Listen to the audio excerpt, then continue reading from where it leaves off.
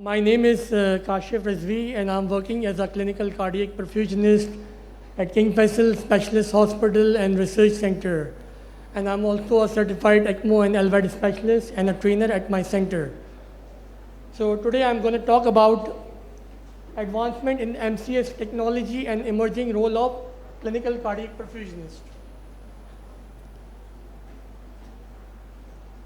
Before I move on, I just want to share with all of you the burning news that in our center we have done world first fully robotic assisted heart transplant.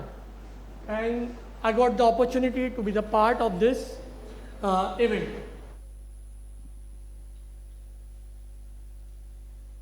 So mechanical circulatory support consists of paracorporeal, percutaneous and intracorporeal.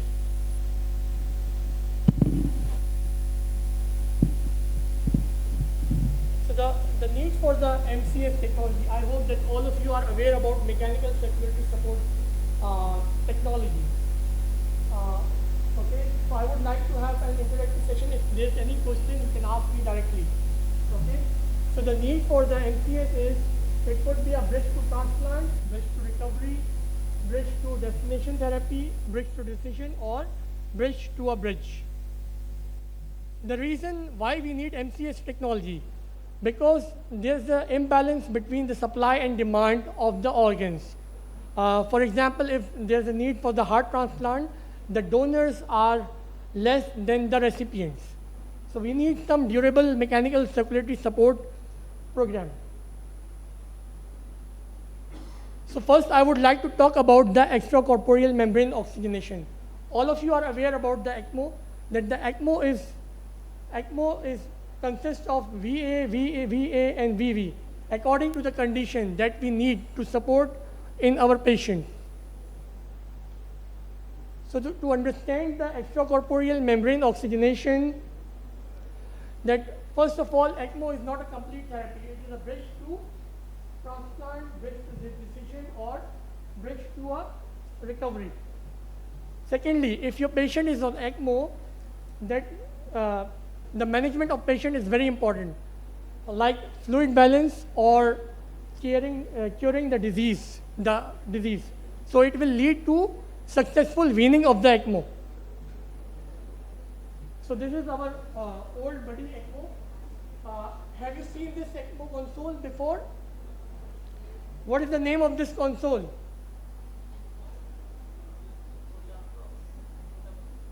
Rotaflow, excellent. This is Rotaflow. This is Rotaflow 1.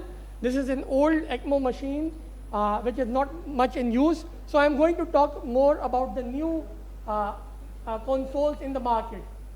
This is ECMO Life by Euroset.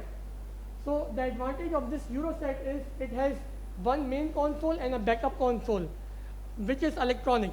In Rotaflow and CardioHealth, you have to do hand trade if there's an electrical or mechanical failure.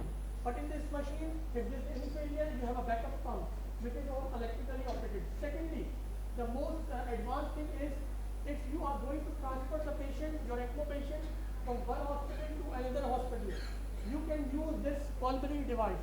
So you can transfer the pump from this to this one, and then same with the oxygenator, and then you can hold it. It's almost 8 to 9 kg. It's very lightweighted. And now this one is Rotaflow 2, which is also in market now. And this one is Xenios. Before it was Medos, but it is Xenios, and it has a smallest pump, centrifugal pump. So although the disadvantage is your RPM will be higher side, but on the other hand, there are some benefits that you can use. You can decrease the firing volume, and for the transportation, it is also one of the best machines.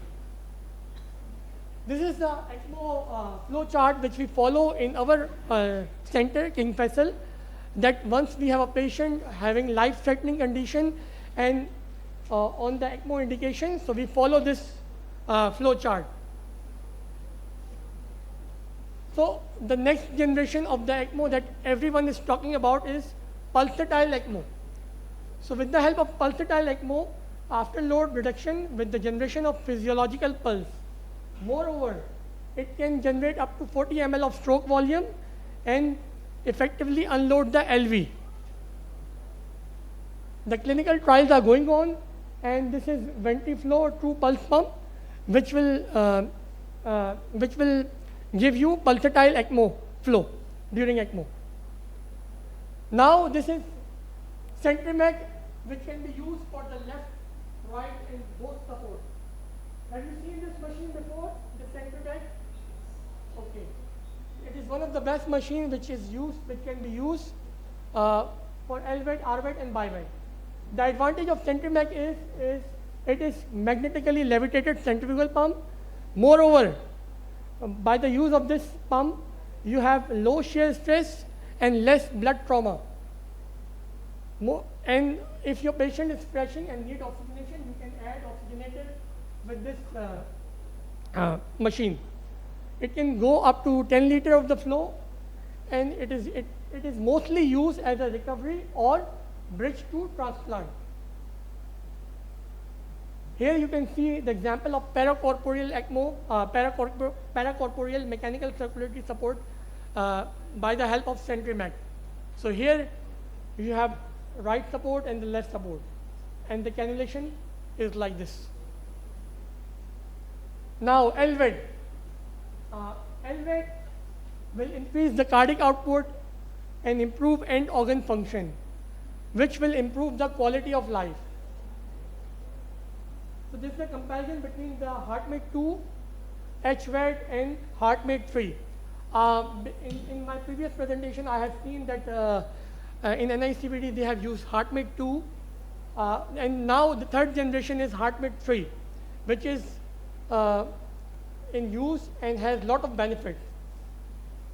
Before the HeartMate 2, in HeartMate 3 the batteries are same, the charger is same, but now the pocket controller is new in HeartMate 3, the third generation, with the help of system monitor. Now they have a tablet in HeartMate 3, and moreover there is a modular driveline cable in HeartMate 3. The advantage of third generation HeartMate 3 is it is fully magnetically levitated pump. It has wide gaps. It can go up to 10 liters of the flow and having modular driveline. And one of the most important things is it can introduce intrinsic pulsatility, which is very important for an LVAD patient. Here you can see what fully magnetically levitated pump will do.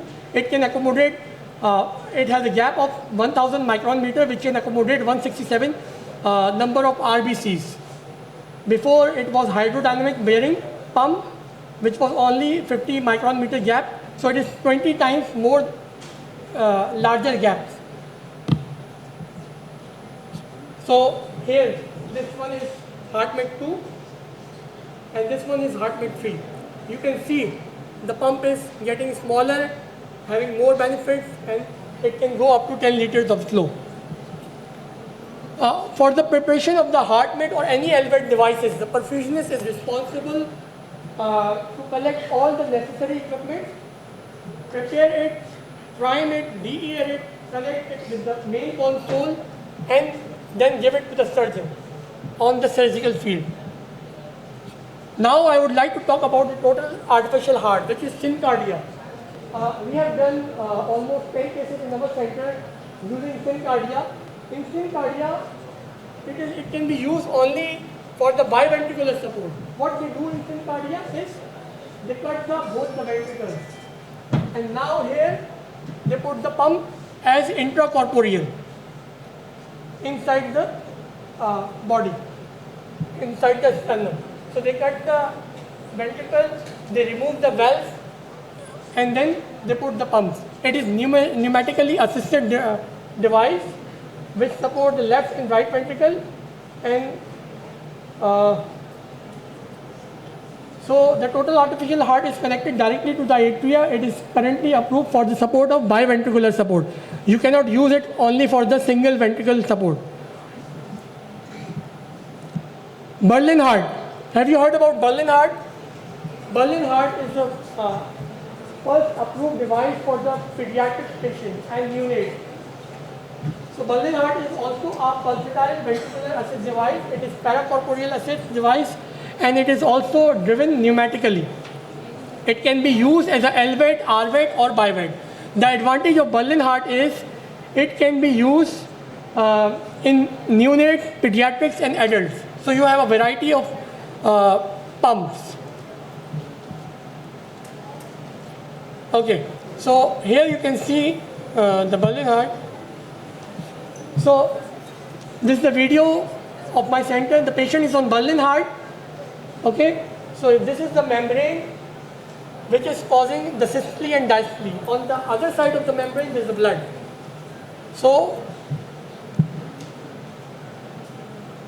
it will be like this. So we are supporting both biventricular support. We are using this for biventricular support.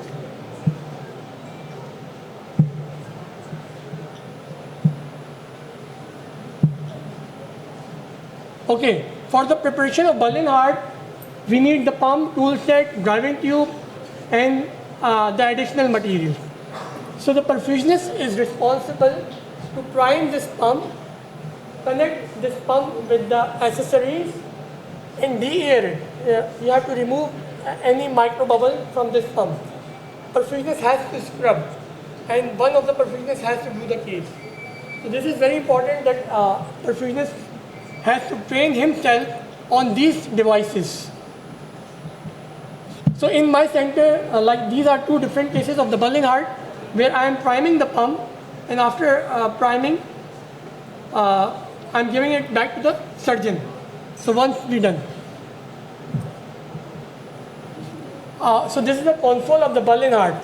So once you have this console, you have to enter all the patient details, then you have to select the pump, the cannula size, the pump size, and the mode of the pump. And here you can see, once it is operational, here you can see the flow you are giving to the patient and the heart rate. This is our post-operative LVAD or mechanical circulatory support program, where the perfusionist has to follow up for the patient who have LVAD.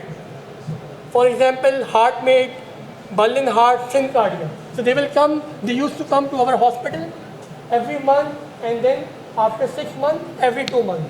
So the perfusionist is responsible to check the equipment, all the history of the alarms, and then communicate with the and coordinate with the surgeon for any more follow-up. This is a recent article which was published in Journal of Cardiac Failure, which is telling us the future of LVAD or mechanical circulatory support technology. That the pump design will have transcutaneous energy transfer, and it will be more on the total artificial heart devices. So what does it mean? That the MCS is going to make a device which is fully implantable, and once you implant, you forget. Because nowadays you have to keep following up with the patient. Once you implant the device, you have to monitor the anticoagulation protocol. In the future, the anticoagulation will be low, and they want to avoid the anticoagulation. So it will be more physiological, the implantation. In short, the future direction for the mechanical circulatory support will be smaller devices, miniaturized, waterproof. In HeartMate 3, you can do everything, but you cannot do swimming. So longer battery supply, durable components, internal charging pads, cordless driveline. In HeartMate 3 and other devices, the driveline infection is very much. So that is why the future will be cordless, or it will be pediatric friendly. So because of the increased risk of heart failure, and mechanical circulatory support devices will continue to play a greater role as a bridge to recovery, bridge to transplant, or destination therapy. Early and rapid recognition of cardiogenic shock and improve hemodynamic support.